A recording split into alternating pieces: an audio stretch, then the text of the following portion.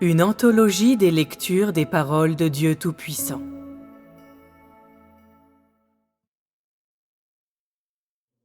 L'œuvre et l'entrée. 2.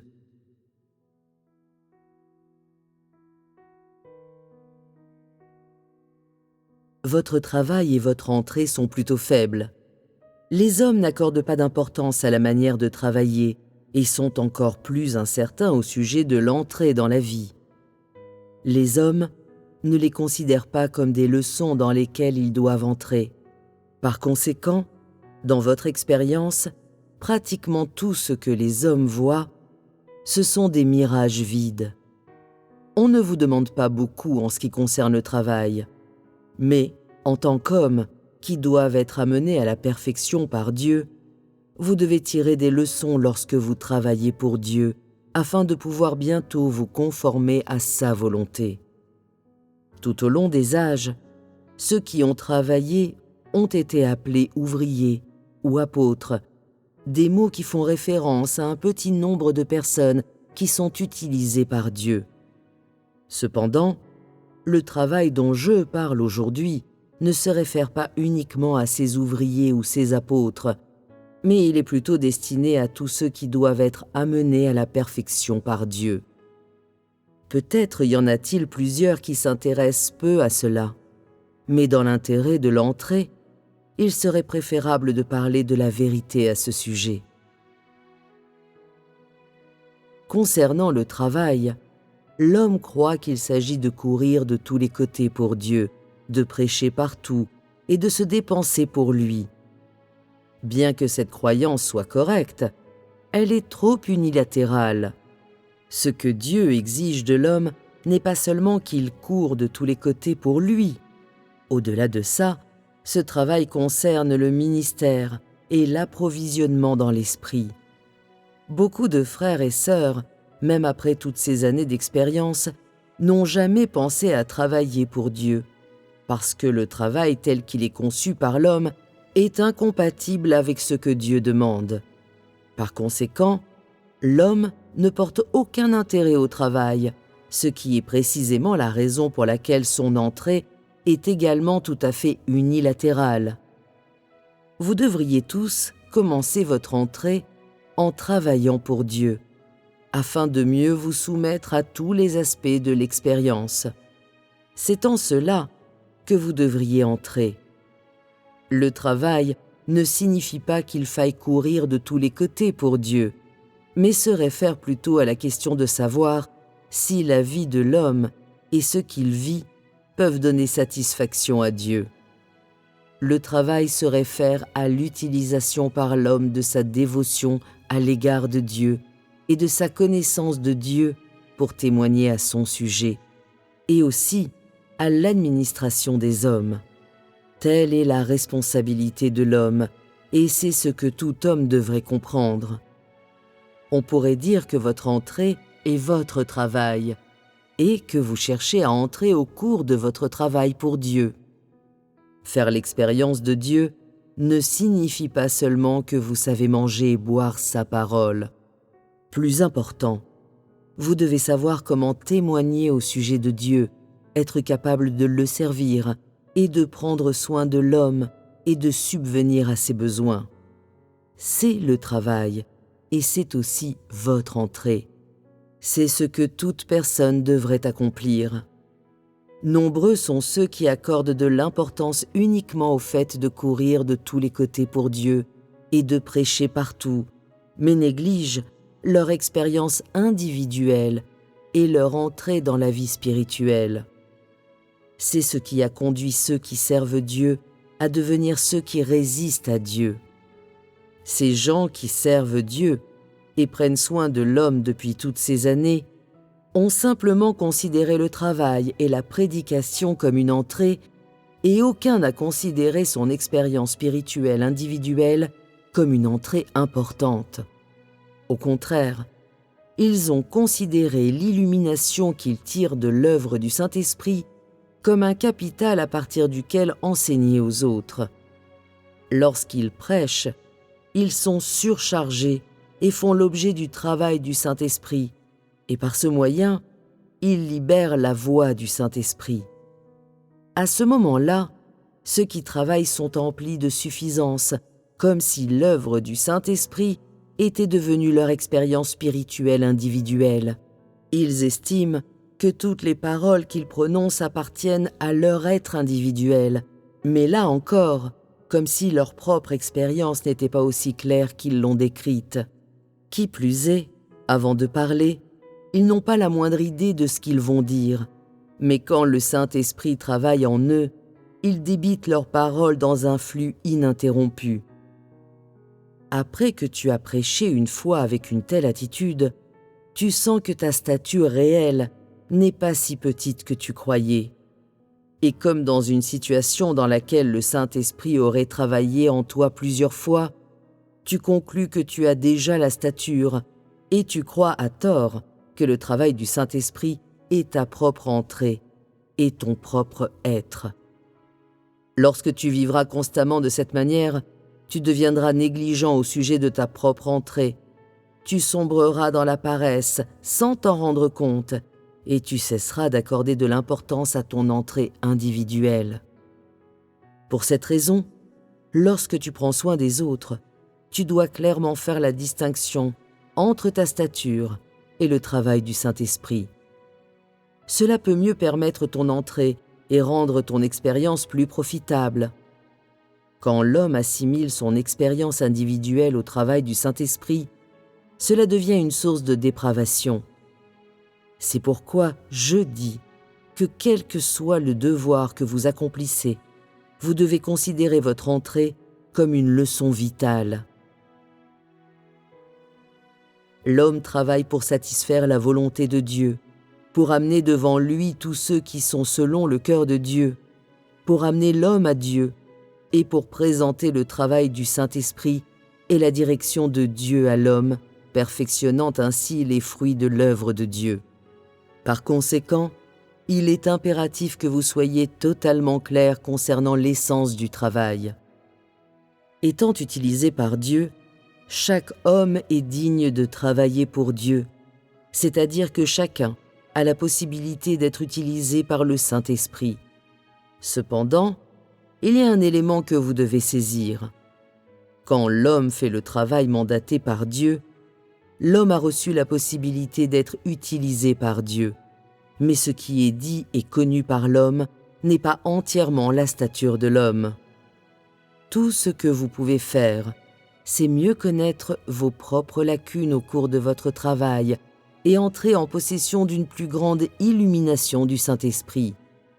De cette manière, vous aurez la possibilité d'obtenir une meilleure entrée au cours de votre travail. Si l'homme considère la direction qui vient de Dieu comme sa propre entrée et comme quelque chose qui lui est inhérent, alors la stature de l'homme n'a aucun potentiel de croissance. L'illumination que le Saint-Esprit élabore chez les hommes se produit quand ils sont dans un état normal. Dans de tels moments, les hommes font souvent l'erreur de percevoir l'illumination qu'ils reçoivent comme étant leur propre stature réelle, parce que la manière dont le Saint-Esprit éclaire est exceptionnellement normale, et il fait usage de ce qui est inhérent à l'homme. Quand les hommes travaillent et parlent, ou quand ils prient et font leur dévotion spirituelle, une vérité devient soudain claire pour eux. En réalité, cependant, ce que l'homme voit n'est que l'illumination du Saint-Esprit et ne représente pas la vraie stature de l'homme. Après que l'homme a vécu une période au cours de laquelle il a été confronté à des difficultés et à des épreuves, sa vraie stature devient manifeste dans de telles circonstances. Alors seulement, l'homme découvre que sa stature n'est pas si grande, et l'égoïsme, les considérations personnelles et la cupidité de l'homme apparaissent. Ce n'est qu'après plusieurs cycles de telles expériences que beaucoup de ceux qui ont l'esprit éveillé se rendront compte que ce qu'ils avaient vécu dans le passé n'était pas leur propre réalité individuelle, mais une illumination momentanée du Saint-Esprit, et que l'homme avait tout simplement reçu la lumière. Quand le Saint-Esprit éclaire l'homme afin qu'il comprenne la vérité, C'est souvent d'une manière claire et distincte, sans explication sur la façon dont les choses se sont produites ou sur la direction qu'elles prennent. C'est-à-dire que plutôt qu'intégrer les difficultés de l'homme dans cette révélation, il révèle la vérité directement. Quand l'homme se heurte à des difficultés dans le processus de l'entrée et intègre alors l'illumination du Saint-Esprit, cela devient l'expérience réelle de l'homme. Par exemple, une sœur célibataire a parlé ainsi pendant un échange. « Nous ne cherchons pas la gloire et les richesses, ni ne convoitons le bonheur d'un amour entre mari et femme. Nous cherchons seulement à consacrer un cœur pur et résolu à Dieu. » Elle a poursuivi.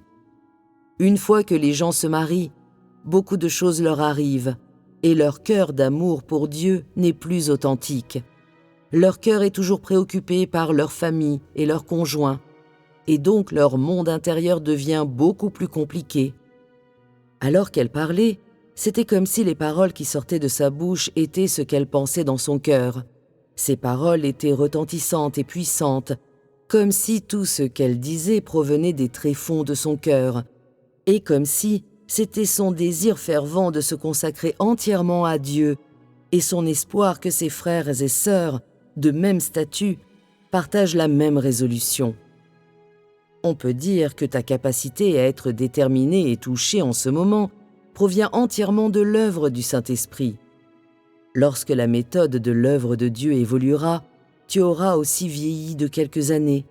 Tu vois que toutes tes camarades de classe et tes amis qui ont ton âge ont maintenant un mari, ou tu entends dire qu'après que telle ou telle personne s'est mariée, son époux l'a emmenée vivre dans la ville et elle y a trouvé un emploi. Quand tu la verras, tu commenceras à te sentir envieuse, voyant qu'elle est pleine de charme et d'élégance de la tête aux pieds, et que lorsqu'elle te parle, elle a un style cosmopolite et n'a plus rien de campagnard. Cela éveille des sentiments en toi.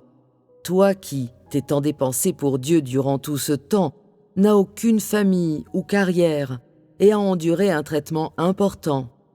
Tu es arrivé à l'âge mûr il y a un certain temps, et ta jeunesse s'est perdue lentement depuis longtemps, comme si tu avais été dans un rêve. Maintenant, ayant fait tout ce parcours jusqu'au moment présent, tu ne sais pas où poser les pieds. À ce moment-là, tu es prise dans un tourbillon de pensées, comme si tu avais perdu tes repères. Toute seule et incapable de te stabiliser pour dormir, coucher, et incapable de dormir pendant toute la longue nuit, sans t'en rendre compte, tu commences à penser à ta résolution et à tes vœux solennels à Dieu, et à la raison pour laquelle, malgré tout, tu te retrouves dans un état si déplorable. Inconsciemment, tu laisses s'échapper des larmes silencieuses et tu ressens une douleur déchirante. Te présentant devant Dieu pour prier, tu te rappelles, dans les jours où vous étiez ensemble avec Dieu, combien vous étiez dans une intimité et une proximité inséparables. Scène après scène apparaissent devant tes yeux et le serment que tu as fait ce jour-là résonne à nouveau dans tes oreilles. Dieu, n'est-il pas mon seul confident ? À ce moment-là, tu es déjà en sanglots. Dieu, Dieu bien-aimé, je t'ai déjà donné mon cœur entier. Je souhaite t'être promise pour toujours et je t'aimerai indéfectiblement toute ma vie. Ce n'est que pendant que tu luttes dans cette souffrance intense que tu sens vraiment combien Dieu est beau. Et alors seulement tu réalises clairement. J'ai tout consacré à Dieu depuis longtemps. Après avoir encaissé un tel coup, tu deviens beaucoup plus mature en ce qui concerne ces sujets et tu vois que l'œuvre du Saint-Esprit à ce moment-là n'était pas quelque chose que l'homme possède. Dans tes expériences ultérieures, tu ne seras plus contrainte dans cet aspect de l'entrée. C'est comme si les cicatrices de tes anciennes blessures avaient grandement profité à ton entrée.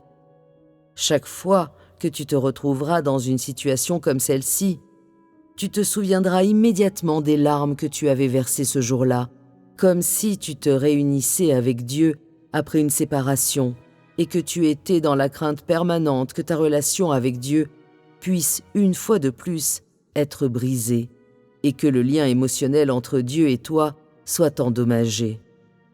C'est ton travail et ton entrée.